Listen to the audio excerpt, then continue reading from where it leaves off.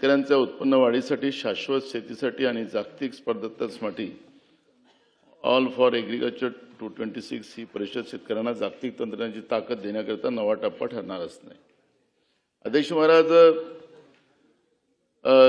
खूप साऱ्या योजना आणि त्याच्या घोषणा या सरकारच्या माध्यमातून सातत्याने होताना आपण पाहतोय.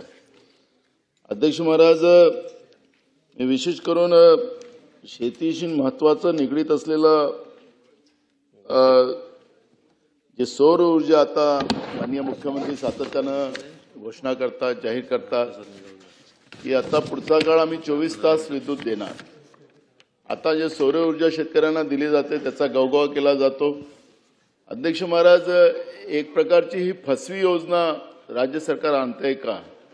कारण की यांचे जे काही हे जे कॉन्ट्रॅक्ट ज्या लोकांना दिलं जातं ते लोकच अस्तित्वात राहतात की नाही राहत हा प्रश्न आहे. अध्यक्ष महाराज, सौर ऊर्जेच्या नावाने शेतकऱ्यांनी पैसे भरलेत, पण 6-6 महिने, 7-7 महिने, 8-8 महिने ते त्याला कनेक्शनच देत नाही आणि मग त्या शेतकऱ्यांची त्याच्यामध्ये निराशा आणि शेतकऱ्यांच्या आत्महत्या मोठ्या प्रमाणात आपल्याला पाहायला मिळते. अध्यक्ष महाराज, काय या सौर ऊर्जाचं गाजर या विशिष्ट कंपन्यांना पोट भरण्यासाठी, त्यांचे खिसे भरण्यासाठी आहे का? शेतकऱ्यांच्या जीवावर उठलेली व्यवस्था आहे. एकीकडे शेती पंपाला आपण विद्युत माफ केलं, पण अध्यक्ष महाराज ती परिस्थिती काय आज आहे?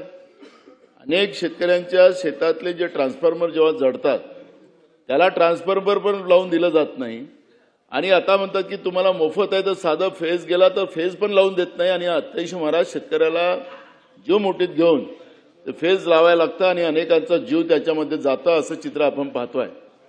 ऊर्जा विभागाच्या माध्यमातून तो काय झाला, तो आता पवार इतका सिनियर आमदार झाला. अध्यक्ष महाराज, अभिमन्यू बसून घ्या. अभिमन्यू पवार काय पीएचा आमदार, आमदाराचा सिनियर आमदार असं झाला. त्याच्यामुळे आता तो सगळ्यांना धमकवत राहतो विधानसभेत.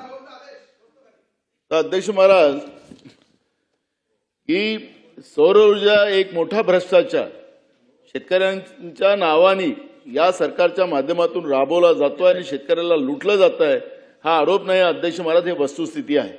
केंद्र आणि राज्य सरकार या माध्यमातून योजना राबवते. अध्यक्ष महाराज, जनतेचा पैसा राज्याच्या आणि केंद्राच्या तिजोरीत जो जातो जीएसटीच्या माध्यमातून, अध्यक्ष महाराज, त्या पैशाची उधळपट्टी कशी केली जाते आणि सौर ऊर्जेच्या नावाने हे कसं एक मोठं करप्शन या राज्यामध्ये सुरू आहे हे या ठिकाणी मी काही आकडेवारी सांगून मी अध्यक्ष महाराज आपल्याला सांगू इच्छितो. अध्यक्ष महाराज, सरकारचे नवे ऊर्जा धोरण वीज निर्मिती मजबूत करण्याचा दावा प्रत्यक्ष नवीकरणीय ऊर्जेचा उत्पादन संभाव्य क्षमतेच्या तुलनेत खूपच कमी आहे. त्यामुळे ऊर्जा योजनेमध्ये सरकारची जबाबदारी काय असा प्रश्न निर्माण होतो.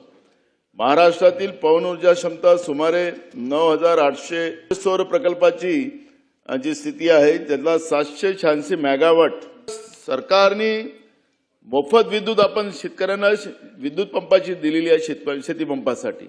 पण हा सौर ऊर्जाचा गाजर जो आहे तो शेतकऱ्यांचा घात करतोय. आपल्याला अध्यक्ष महाराज एक गोष्ट या निमित्तानं मंत्री महोदयांना सांगेल की जसं धान उत्पादक शेतकरी आहे त्याला जे पाणी, कारण की आता याला सौर ऊर्जाची एक मर्यादा आहे किती खोलातून पाणी ओढायचं आणि ते पाणी ओढलंच जात नाही. शेतकऱ्यांना त्याचा गाजर दाखवून आपण कागदावर सजवतो की आम्ही आता शेतकऱ्यांच्या शेतामध्ये आता आम्ही 100% विद्युत तयार करून दिलेली आहे असं. पण अध्यक्ष महाराज, आपण एक गोष्ट पाहिली असेल की राज्यामध्ये दरवर्षी 1 लाख शेतकऱ्यांना आपण सौर ऊर्जा देतो असं आपण जाहीर केलं.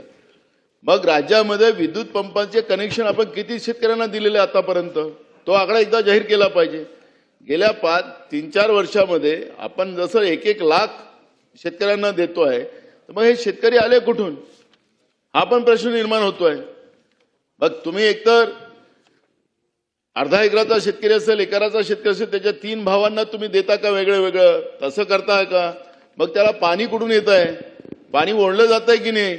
फक्त सबसिडी त्या वेंडरला दिली जावी आणि त्याची लूट व्हावी आणि मोठ्या प्रमाणात राज्य सरकारच्या तिजोरीतून त्या वेंडरला पैसे द्यावेत अशा पद्धतीचं काम आपण सुरू केलेलं आहे का? या प्रश्नाचं उत्तर या प्रस्तावाच्या माध्यमातून आपल्याला उत्तरातून द्यावं लागणार आहे. आणि म्हणून मी तुम्हाला सांगितलं याला अजून अधिक माहिती पाहिजे असेल तर सौर ऊर्जेमध्ये ज्या पद्धतीनं शेती पंपामध्ये शेतकऱ्यांना फसवण्याचं काम हे सरकार करते आहे आणि मोठ्या अशा प्रमाणात प्रकारे राज्याची मित्रांनो, तिजोरी लुटण्याचं काम आपण फडणवीस करता साहेबांनी केलेलं आहे. त्याच्या तर आकडेवारी कर्जमाफी माझ्याजवळ आहे फक्त शेतकऱ्यांना आपण तुमच्या उत्तरामध्ये नाही, द्यावं तर मी जास्त बँकेच्या वेळ न घेता कारण की आम्हाला खात्यामध्ये सत्ता नाही. आमचा विरोधी असं पक्षाच्या त्यांनी प्रस्तावावर मला उल्लेख खूप बोलायचं केलेला असल्यामुळे आहे. मी अशा प्रकारे याच्यावरचं जे एक पात्र भूमिका लाभार्थी आपल्या समोर आहेत, मांडलेली अशा आहे पात्र आणि लाभार्थ्यांना म्हणून शेतकऱ्यांना हमी त्यांची कर्जमाफी शेती पंपाच्या विद्युतसाठी आपण कशी देणार आणि 24 तास कशी देणार विद्युत दिली पाहिजे या 8 तासाची विद्युत तुमची मधातच लाईन ट्रिप होते तुमचं होते शेतकऱ्याचं पाणी शेतामध्ये जात नाही आणि म्हणून 12 तास कमीत कमी हे सत्ता पक्षाने आणलेल्या ठरावावर आपण उत्तर देता जरी 12 तास तरी आम्ही तुम्हाला 24 तास तर तुम्ही देऊ शकणार नाही तरी 12 तास लाईन आमच्या शेतकऱ्यांना आपण मिनिमम दिली पाहिजे ही मागणी मी या निमित्तानं करतोय